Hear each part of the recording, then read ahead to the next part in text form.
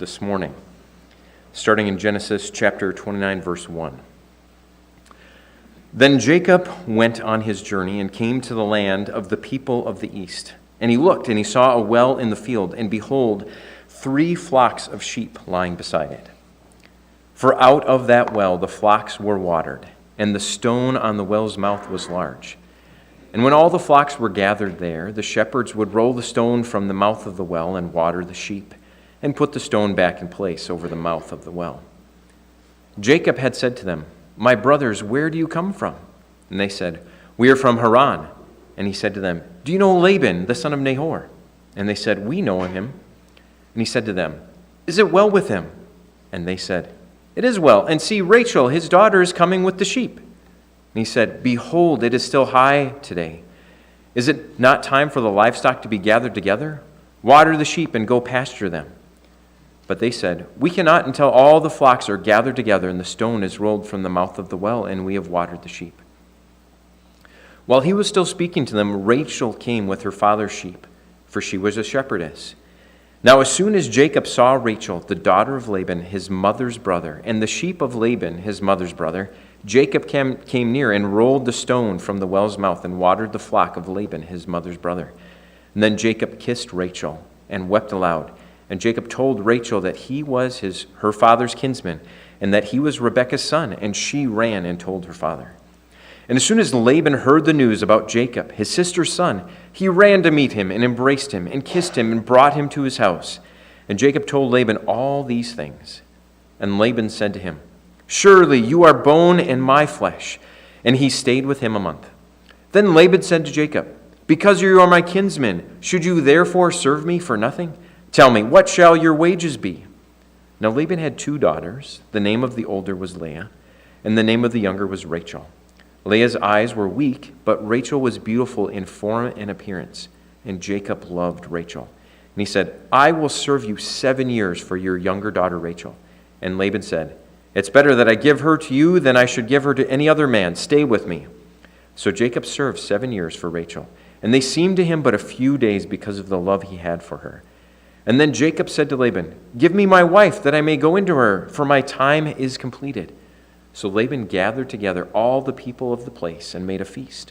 But in the evening he took his daughter Leah and brought her to Jacob. And he went into her. And Laban gave her female Zilpah to her daughter Leah to be her servant. And in the morning, behold, it was Leah. And Jacob said to Laban, "What is this you have done to me? Did I not serve you for Rachel? Why then have you deceived me?" And Laban said, "It is not so done in our country, to give the younger before the firstborn. Complete the week with this one, and we will give you the other also in return for serving me another 7 years." Jacob did so, completed her week. Then Laban gave his daughter Rachel to be his wife. Laban gave his female servant Bilhah to his daughter Rachel to be her servant. So Jacob went in to Rachel also, and he loved Rachel more than Leah, and served Laban for another 7 years. And when the Lord saw that Leah was hated, he opened her womb, but Rachel was barren. And Leah conceived and bore a son, and she called his name Reuben. For she said, "Because the Lord had looked upon my affliction, for now my husband will love me." She conceived again and bore a son, and she said, "Because the Lord has heard that I am hated, he has given me this son also." She called his name Simeon. And again she conceived and bore a son, and said, "Now this time my husband will be attached to me, because I have borne him 3 sons. Therefore his name was called Levi." And she conceived again and bore a son, and said, "This time I will praise the Lord." Therefore she called his name Judah, and then she ceased bearing. And when Rachel saw that she bore Jacob no children, and envied her sister, she said to Jacob, "Give me children, or I shall die." And Jacob's anger was kindled against Rachel, and he said, "Am I in the place of God, who has withheld from you the fruit of the womb?" Then she said, "Here is my servant Bilhah. Go into her, that I may give birth on my behalf, that even I may have children through her." So she gave him her servant Bilhah as a wife, and Jacob went into her. And Bilhah conceived and bore Jacob a son. Then Rachel said, "God has judged me, and has also heard my voice and given me a son." Therefore she called his name Dan. Rachel's servant Bilhah conceived again and bore Jacob a second son. Then Rachel said, "With mighty wrestlings I have wrestled with my sister and prevailed." So she called his name Naphtali. When Leah saw that she had ceased bearing children, she took her servant Zilpah and gave her to Jacob as a wife. Then Leah's servant Zilpah bore Jacob a son. And Leah said, "Your good fortune has come." So she called his name Gad. Leah's servant Zilpah bore Jacob a second son. And Leah said, "Happy am I, for women have called me happy." So she called his name Asher. And in the days of wheat harvest, Reuben went and found mandrakes in the field and brought them to his mother Leah.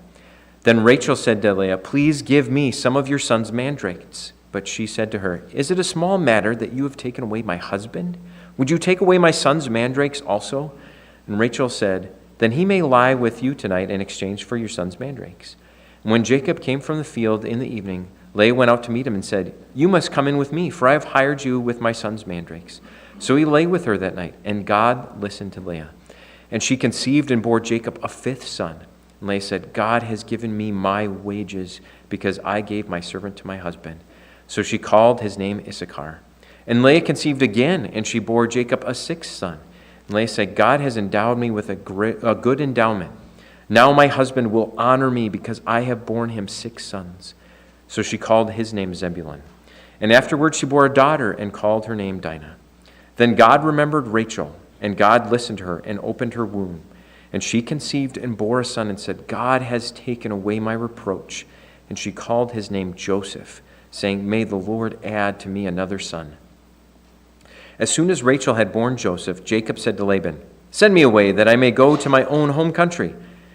Give me my wives and my children with whom I have served you, that I may go, for you know the service that I have given you." But Laban said to him, "If I have found favor in your sight, I have learned by divination that the Lord has blessed me because of you. Name your wages, and I will give it." Jacob said to him, "You yourself know how I have served you, and how your livestock has fared with me. For you have little before I came, and it has increased abundantly, and the Lord has blessed you wherever I turned. But now when I shall provide for my household also," he said, "What shall I give you?" And Jacob said, "You shall give me nothing. You shall not give me anything. If you will do this for me, I will again pasture your flock and keep it. Let me pass through your flock today, removing from it any speckled and spotted sheep and every black lamb, and the spotted and speckled among the goats, and they shall be my wages. So my honesty will answer for me later, when you come to look into my wages with you. Everyone that's not speckled and spotted among the goats and black among the lambs, if found with me, shall be counted as stolen." And Laban said, "Good, let it be as you have said." But that day Laban removed the male goats that were striped and spotted, and all the female goats that were speckled and spotted, and every one that had white on it, and every lamb that was black, and put them in charge of his sons. And he set a distance 3 days' journey between himself and Jacob pastured the rest of Laban's flock. Then Jacob took fresh sticks of poplar and almond and plane trees, and peeled white streaks in them, exposing the white of the sticks. And he set the sticks that he had peeled in front of the flocks in the troughs, that is, the watering places where the flocks would come to drink. And since they bred, when they came to drink, the flocks bred in front of the sticks, and so the flocks brought forth striped and speckled and spotted. And Jacob separated the lambs and set the faces of the flocks towards the striped and all the black in the flock of Laban. He put his own droves apart and did not put them with Laban's flocks. And whenever the stronger of the flock was breeding, Jacob would lie the sticks in the troughs before the eyes of the flock, that they might breed among the sticks. But the feebler of the flock he would not lay them there. So the feebler would be Laban's, and the strongers Jacob's. Thus the man increased greatly, and had large flocks, female servants, male servants, and camels and donkeys. May the Lord bless the reading of his word.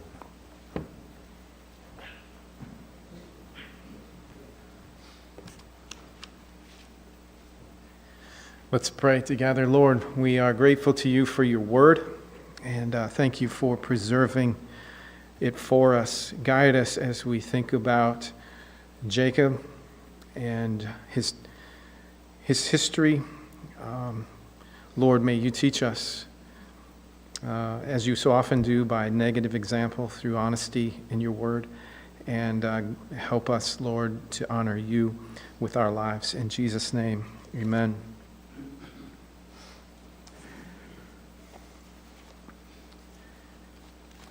Perhaps Genesis 29 and 30 are the most fertile passages in all of Scripture. You know, we don't always understand the hurt that we cause others until it happens to us. And I think that is what this story is intended to do for Jacob, what God intended to do for Jacob in all of this. As we go through this study, this passage today, we need to keep in mind Jacob's past and his history, where he has come out of and what he's just done prior to this, so that we can properly understand this story and what God is doing here. I think this, in its overall workings of God, is to show Jacob how his conduct is unrighteous, and what it is like to experience the same sort of deceptions that he engaged in and the hurt that it causes. There are several things to keep in mind as we work through today's passage. This story tells what happened. It's not an endorsement of all that has happened. It's a description of what has happened, whether it is moral or not. It's not a description necessarily of even what is best. We should also keep in mind that polygamy has inherent issues. It's never endorsed by God. I think in this case, polygamy was not necessarily sought out. That is, I think Jacob probably would have been happy just to marry Rachel, but then you add in the servant wives and all of that. It's, again, explaining what happened, not an endorsement of it. And then we should keep in mind that whatever humans do to try to leverage a certain outcome, God ultimately is in control of all prosperity or lack thereof. So keep those principles in mind as we think about the scripture for today. And so as we move into our passage, I think the main idea that we see is that God may bless despite our sin, but we do not have to sin in order to gain his blessing. Now, if that sounds familiar, if these components that we've been talking about sound familiar, it's because they are. These lessons are the same lessons that God taught Abraham, that God taught Isaac, and is now teaching Jacob as well. So if there's a certain familiarity to them, that I think is intended. Because if you think about it, these stories were written for the nation of Israel, and so God is trying to emphasize and reinforce these lessons that you can trust me. You don't have to go about administering your own machinations to make my will happen or to gain my favor and blessing. Just follow my lead, follow my promises, and hold on to those, and I will take care of you. But people are people. We sin, and we distrust God, and so we try to take things in our own into our own hands. The three points that I think we see this morning is in the first part, in chapter 29, verses 1 through 30, we'll see that sinning in pursuit of blessing is going to lead to painful discipline. I think that's what Jacob's marriages, in part, were intended to do. Now, please don't hear me say that marriage is discipline. That's not it at all. But Jacob is getting his comeuppance, if you will. The second idea is that sinning in pursuit of blessing causes painful strife, and we see this in his relationships with his wives, his family.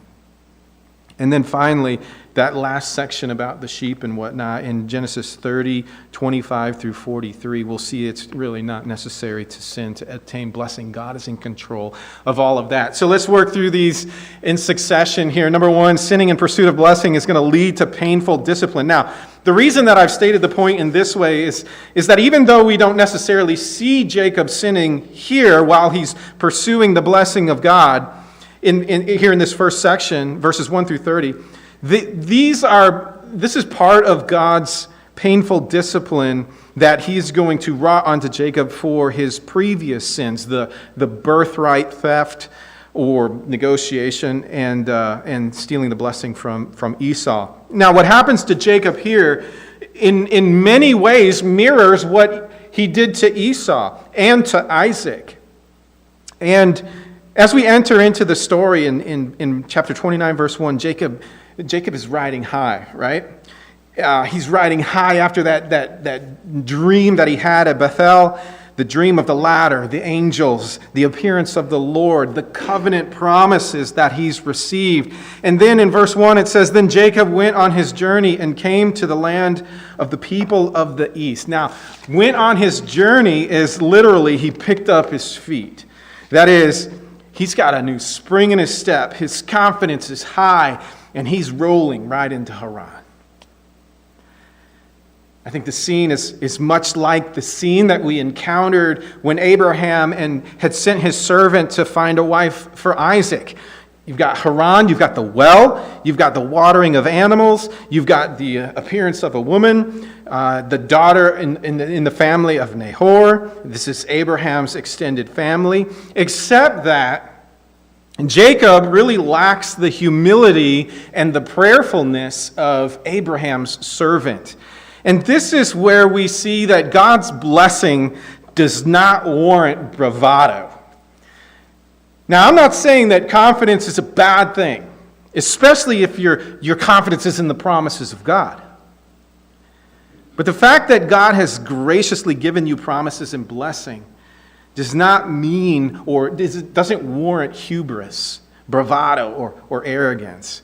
So as Jacob enters into Haran, he rolls up to this well where these shepherds are gathered with their sheep. And then he asks them if they know Laban, and of course they do. And they point to Rachel. This is Laban's daughter, just as she's approaching with the flocks of her sheep. And it seems like it's out of the blue. But Jacob says, "Behold, it's still high day. It's not time for the livestock to be gathered together. Water the sheep and go, pasture them." Jacob's like that new guy that shows up to work on his first day on the job, and he thinks he knows everything. And he's telling other people what to do and telling everyone else how to do their jobs. Well, the shepherds tell him that, they got to wait for everyone to show up. They all have to move the rock so that they can water their sheep. Apparently, this is a big rock, and it requires several people to move it. But just as Rachel arrives, we see this ancient truth. Men do crazy things at the sight of a beautiful woman. As soon as he sees Rachel, he gets this shot of testosterone, and he rolls the stone away from the well all by himself. And then he flexes. Just kidding. That was my own editorial comment. Uninspired. Jacob does do a mighty deed in removing the rock all by himself, and then he waters all of Rachel's flock for her. But that also defies convention, because the other shepherds and the other flocks have been there waiting, and it's like a first come, first served kind of basis. And so Jacob has just butted right in front of them, and he does this to take care of Rachel. This is pretty smooth for someone wanting to make good with some potential in-laws, but it's pretty arrogant as well. And so while we can have confidence in God's promises, that should not cause us to be presumptuous or brazen or overconfident. We always want to hold on to God's promises with humility, always remembering that we don't deserve the least of God's blessings. Everything that we have flows from God's grace and mercy. And so it becomes important for us to realize that and let that guide how we treat others. God is going to have to check Jacob's bravado. Jacob's very assertive. He's getting things done. This is the pattern that's going to continue throughout this chapter. And I wonder, has his ego been fed by the vision or by the dream of the ladder? He just seems to walk in telling people what they should do, demanding things, making things happen. until he meets a schemer that is his equal. Now, if we think back to Genesis 24, when Abraham's servant came to find a wife for Isaac, we remember that Laban appeared there as well. We also remember those hints that Laban was quite interested in Abraham's wealth. And maybe Laban remembers that. And so when Rachel runs and tells him that, Jacob's here, he runs out to meet Jacob. Again, Abraham's servant showed up with like 10 camels, right? 10 Cadillac Escalades, if you will. So he runs out to Jacob, and Jacob's standing there by himself. I bet he was disappointed to find that Jacob was alone and penniless. Jacob's got to explain his whole story to Laban, and Laban then confirms his identity, bone of my bone, flesh of my flesh. And apparently, Jacob moves in, begins to help out with the shepherding operation. And Laban doesn't think that he should work for nothing, and so he offers to pay Jacob. And this is where we discover that Laban has two daughters, Leah and Rachel. And so the narrator really sets up quite a contrast between the two, at least in their physical description. Leah has weak eyes. I think sometimes beauty was thought to be in the sparkle of one's eyes. And so this may be a way of kindly saying that she wasn't that beautiful. Her name doesn't help either, because Leah means cow.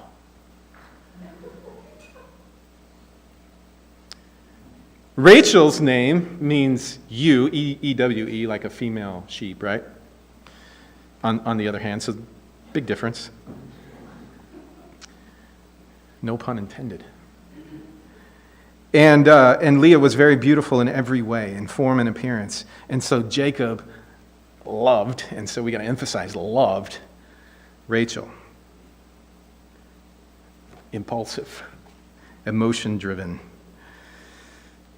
So when it comes to negotiating wages, Jacob is going to negotiate for Rachel. And since he has nothing at this point, and no connection to his family, he can offer the only thing that he has, and that is his labor. 7 years. Now, 7 years is a steep price. And I think that it's possible that Laban kind of picks up on the intensity of Jacob's affection for Rachel, and I wonder if he's planning to exploit it. But Jacob puts in, it's a deal that he puts in his 7 years, and the text says that it seemed like a few days.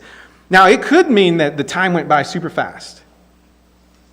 Or it could be an expression meaning that Rachel was so worth it that it was worth the wait and all of the work. It was really a bargain for Jacob. But now as we come to verse 21 in chapter 29, 7 years are up. It's time for Jacob to complete his marriage to Rachel and be on his way. God seems to be blessing. The whole program is moving forward according to plan. According to Jacob's plan anyway. However, God's blessing does not override his discipline for unresolved sin. Perhaps another way to say this is that God's promise of blessing does not exempt us from his discipline for unresolved sin or from the consequences of our sin. Now, again, the reason why that I've worded it this way at this point is that I'm keeping in mind Jacob's past and how God is about to teach him some very important lessons through a situation that really, in a lot of ways, mirrors what he has done to others. The intention of all of this is that it shape and mold his character. And it's going to be painful. In verse 21, Jacob appears pushy and demanding as he requests his wife. He wants to leave. Again, he's impulsive. He's in a hurry. I think he's really ripe for exploitation at this point. Passion and zeal, those can be really good qualities, but they have to be controlled by patience and humility. And the fact that Jacob demands his wife may indicate that Laban is stalling, trying to buy more time, keep Jacob around. So he's stalling and giving him his wife. So Laban no doubt sees Jacob's departure as it's negatively affecting his wealth, and so he doesn't want his prosperity to end. So he comes up with a deception of his own, and he's going to trap Jacob into staying. And so he organizes the traditional marriage feast, and when the time comes to consummate the marriage, we find this startling revelation. Laban had switched his daughters, and in the morning, behold, it was Leah. How's that for a surprise? Alcohol, veils, darkness, they may have all contributed to this scheme working. But I think it compares to Jacob taking advantage of Isaac's weak eyesight, where touch is the only sense used to identify someone. So is this poetic justice? Of course, Jacob's response is quite understandable. What is this that you have done to me? Did I not serve with you for Rachel? Why then have you deceived me? You notice this the echoes of his response are echoes of Pharaoh, Abimelech, in the deceptions that they endured under the hand of Jacob's fathers. It also echoes God's response to Adam and Eve in the garden. What have you done? Again, this recalls Jacob's deception of Isaac, except that Laban reverses it. And Jacob deceived Isaac with the younger. He's the younger for the older. Laban deceives Jacob with the older for the younger. He justifies this action by appealing to tradition. We do not give the younger before the older. Oh, this statement is laden with irony. And I bet that just pierced right into Jacob's heart. Jacob has been out-Jacobed. Now he's pretty much got no choice if he wants to marry Rachel. He's got to complete this week with Leah. And then what is it? I don't know, the next week, the week after, he's going to marry Rachel also. So this guy who's had an oracle from before his birth about him that the older brother would serve him is now sentenced to another 7-year term as a slave. Jacob reaps what he has sown. He gets an extra 7 years of hard labor. And what seemed like a few days has now turned into 14 years. We might forget about unresolved and unconfessed sin. We might think that we've gotten away with some immoral act, or we have avoided the consequences.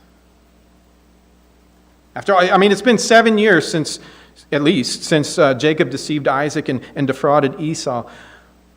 But I bet he forgot about the possibility of retribution for his sins. Perhaps we're presumptuous that God will, in His grace, just overlook our sin. But that's not what God does. Being chosen by God does not exempt us from His discipline. We can't just walk all over people and treat them poorly just because we've got this covenant promise with God. So maybe the next time you're around some unsavory person and you're annoyed or offended by their sinfulness, man, we might want to examine our own hearts to see if we exhibit those same characteristics. It's easy to find the faults in others. It's not as easy to see them in ourselves. It's easy to want punishment for those who sin against us, but we don't like it when it happens to us. You see, for the Christian, the blessing of spiritual growth comes through discipline. Hebrews 12, the discipline of the Lord. Hebrews 12, verse 5 and 6. And have you forgotten the exhortation of the Lord, nor be weary, have you not forgotten the exhortation and that addresses you as sons? My son, do not regard lightly the discipline of the Lord, nor be weary when reproved by him. For the Lord disciplines the one he loves and chastises every son whom he receives. The Lord disciplines those whom he loves. He promises to do so. But it's for our good. It's proof that we're his children. You should be more concerned if you do not receive the discipline of the Lord. That means you're not his child.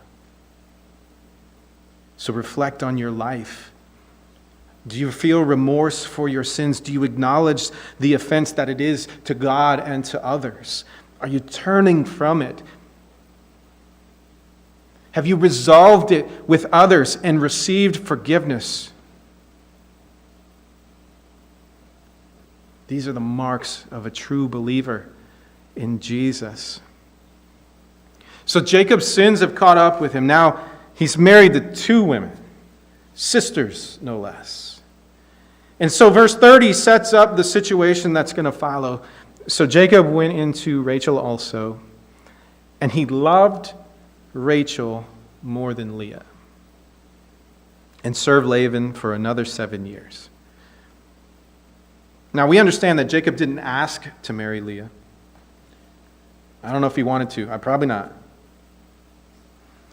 But he certainly doesn't do much to make the best of an undesirable situation. He continues this legacy of favoritism that runs in his family, and he does this by loving Rachel more than Leah. And so that sets up the situation for two sisters to sinfully pursue the blessing that the other has. Leah has children, but no loving relationship with her husband. Rachel has a loving relationship, but no children. And so we see that between the three of them, sinning in pursuit of blessing causes a lot of pain and strife. Like from the 1950s to the 1980s, there's tensions between democratic nations and communist nations. And those tensions never escalated to a full-scale war, but it was still labeled the Cold War. And within that Cold War, there's this arms race between the U.S. and Russia, where each nation is building up their respective militaries in order to dominate, or at least to be able to neutralize the other. I think by the end of it, they both could annihilate the whole world 12 times over or whatever. This next section here is something like a birth race. It's this tension-filled competition to produce children, and in doing so, they gain dominance over one another. Verse 29, or chapter 29, verse 31, gives us this God's eye view, though, of this situation. And this is really the controlling idea that will dominate this and dominate all that kind of takes place up to 30, verse 24. That is, for all the scheming and all of the sinful human effort that's going to be exerted in order to receive this blessing of children, it all comes down to verse 31. When the Lord saw that Leah was hated, he opened her womb, but Rachel was barren. All right? So God is really controlling who has children and who does not. The fact that Leah was hated doesn't mean necessarily that Jacob despised her. Maybe it came to that. It was just that Rachel was the object of his affection, and in that case would have had an advantage in childbearing. But this is again where we see that strife leads to oppression. So we've got sin taking place in pursuit of blessing, and And that causes this painful strife, and now that's going to lead to this oppression here. Leah is unloved, but this is the impetus for the Lord allowing her to produce children. The Lord hears the cry of the oppressed. I mean, your heart goes out to her. I mean, you can really see the pain in her heart as the result of being treated the way she was, like a second-class wife. Again, you throw in the fact of the meaning of her name and her appearance and all of that.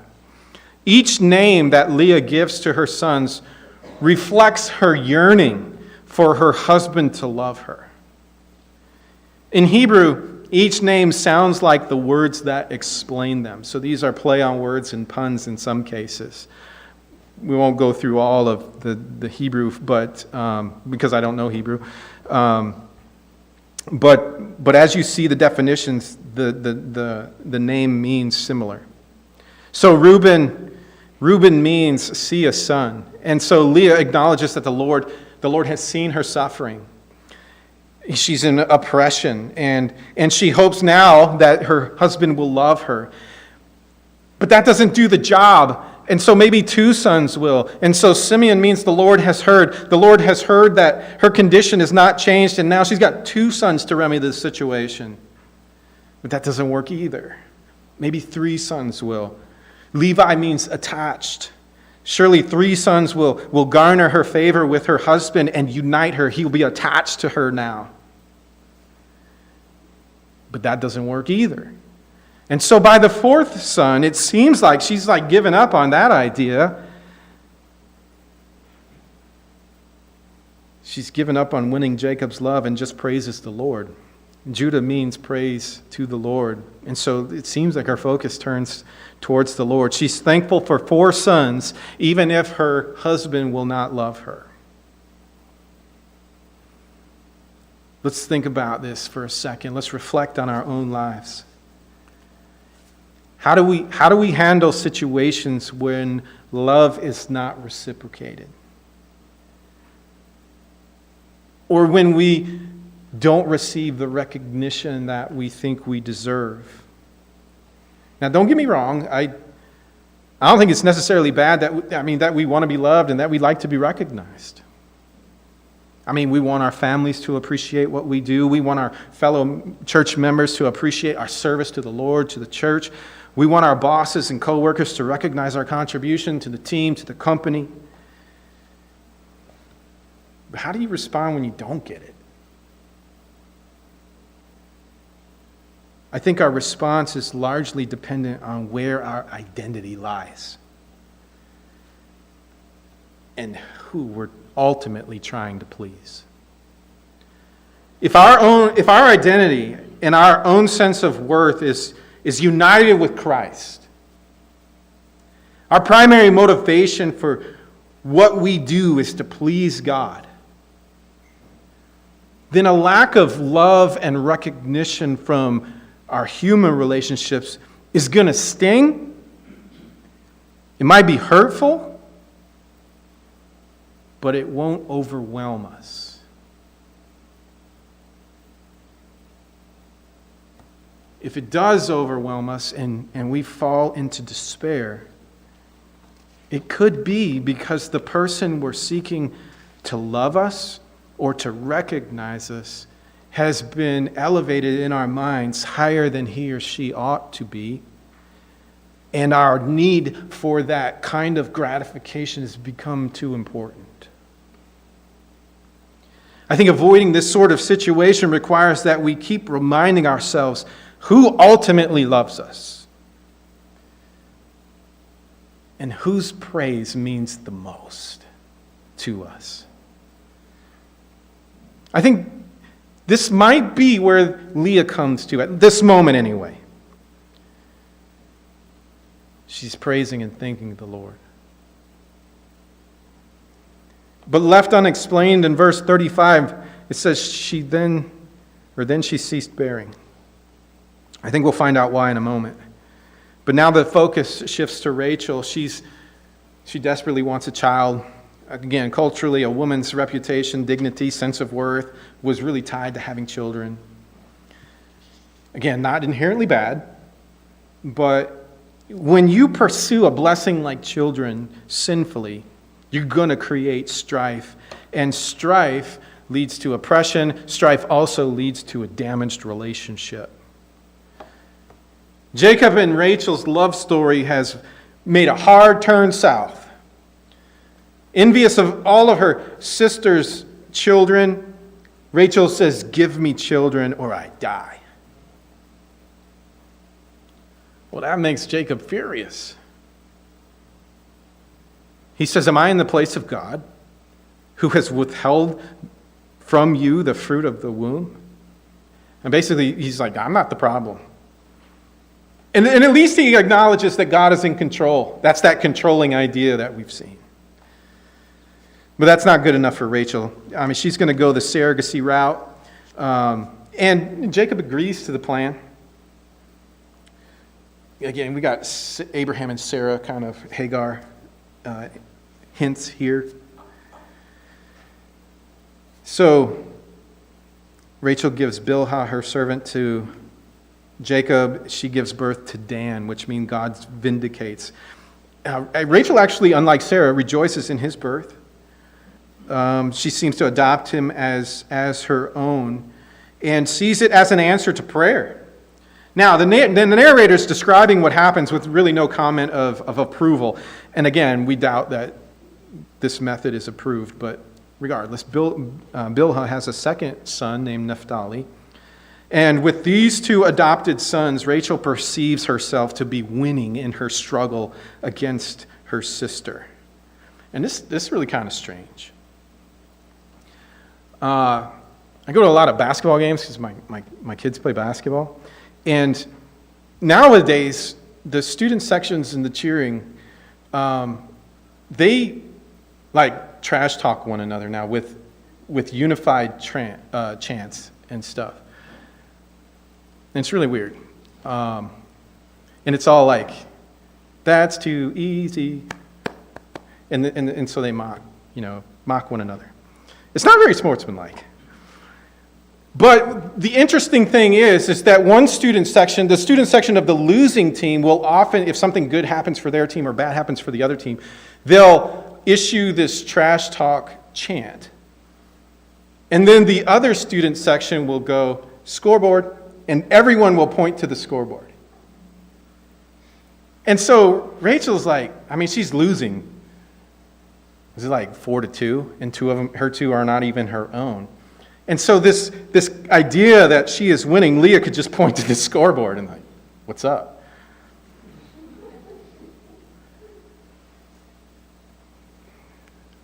But she gets drawn into the trash talking, and she increases the competition by giving Jacob her servant.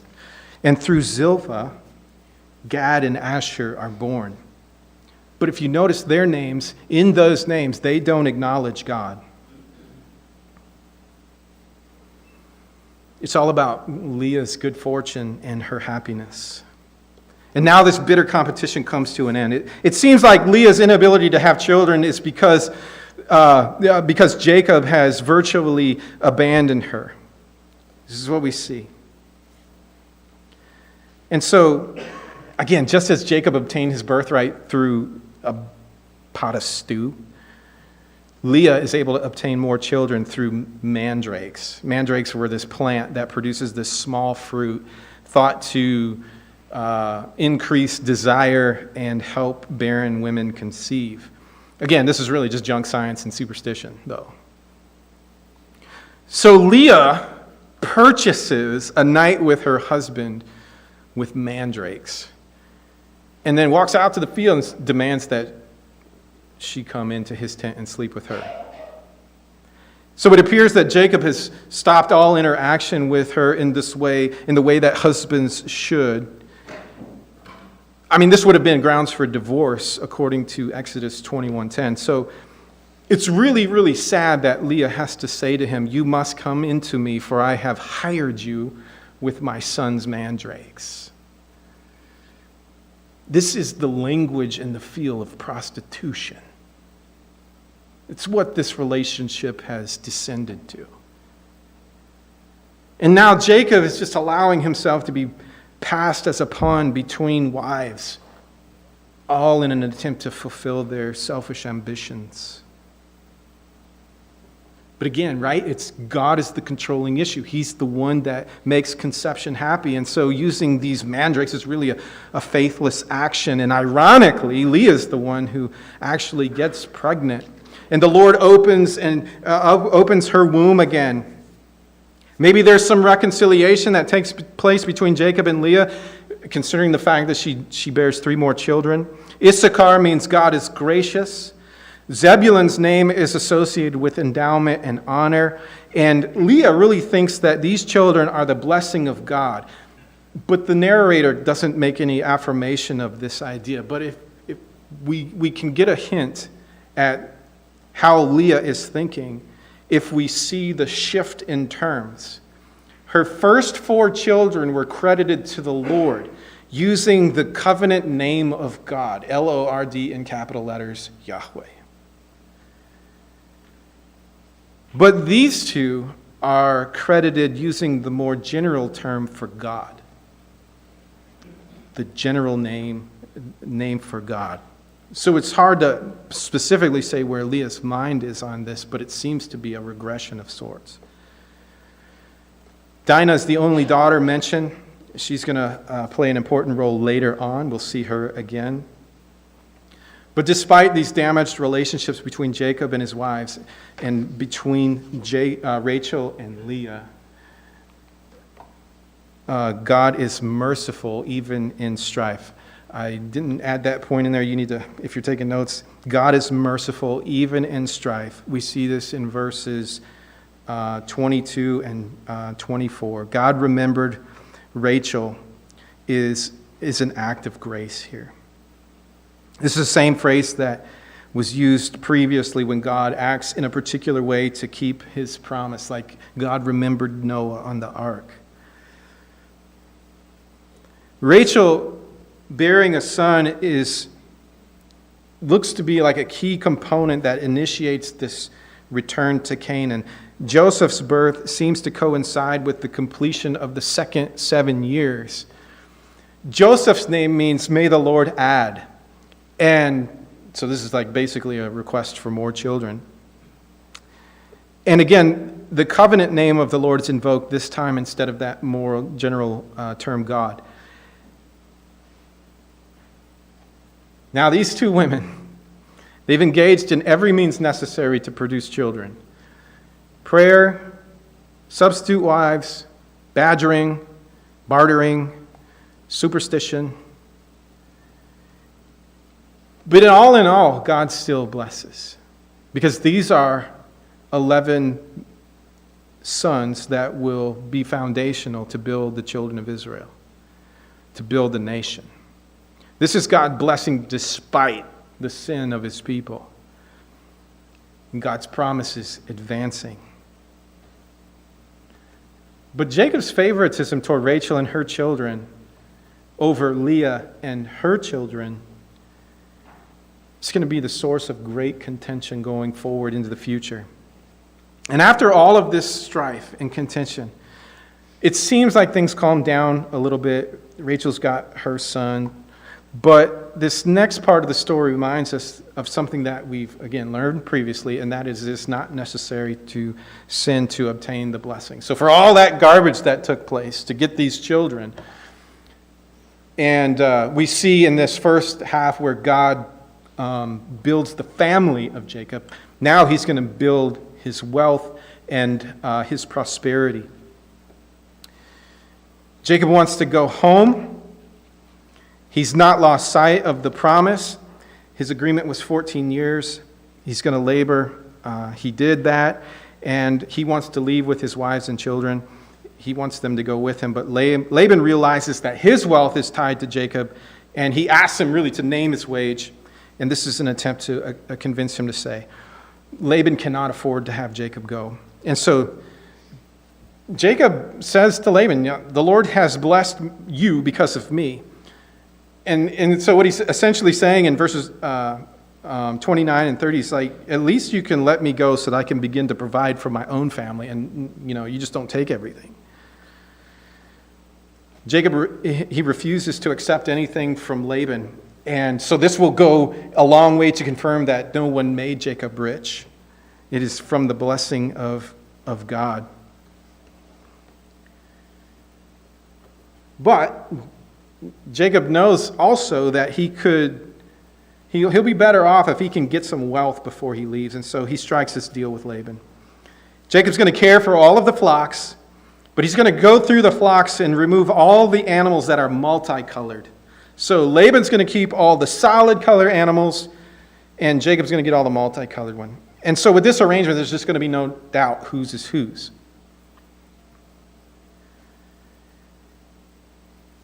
And we'll see if these two deceivers can arrange an honest deal. Laban agrees, but he goes through the flock before Jacob can, and he takes away all of the multicolored animals. And so what that is going to do is it's going to force Jacob to start from scratch with a herd of solid colored animals. Maybe they understood genetics to a certain degree, and so the likelihood of solid colored animals producing more solid colored animals is super high. And the multicolored ones are going to be a low percentage. So the idea is, in Laban's plan, is that it's going to take Jacob just forever to build enough wealth to be able to leave. So he's just going to be stuck for a long time. But Jacob goes to work. He organizes this breeding system that is really strange to us. It really has no effect on the outcome. The peeled sticks were just thought to be like this visual aid to help the sheep do their thing and produce striped offspring. But he does separate the strong from the weak and separates them out this way. And so by the end, Jacob has a strong herd. Laban has a pretty weak herd. And verse 43 offers us this summary. Thus the man increased greatly and had large flocks, female servants, male servants, and camels and donkeys. So Jacob amasses a tremendous amount of wealth, and we'll learn in the next passage that's only in the span of 6 years. This story, next to the story of his wives, emphasizes this point that you don't have to resort to schemes, sin, or superstition, or anything else to gain the blessing of God. You just have to rely on His promises. God may bless despite our sin, but we don't have to sin to gain His blessing. That sinful pursuit of blessing is going to lead to painful discipline. It's going to cause painful strife, and it's completely unnecessary. We're going to move into our communion celebration now. Communion is a celebration of the Lord's blessing and the healing of damaged relationships, in particular between God and man. The body and blood of Christ is symbolized in the bread and the cup, and it represents our reconciliation with God for those who have faith and trust in Him. It's also a celebration that we have as fellow Christians.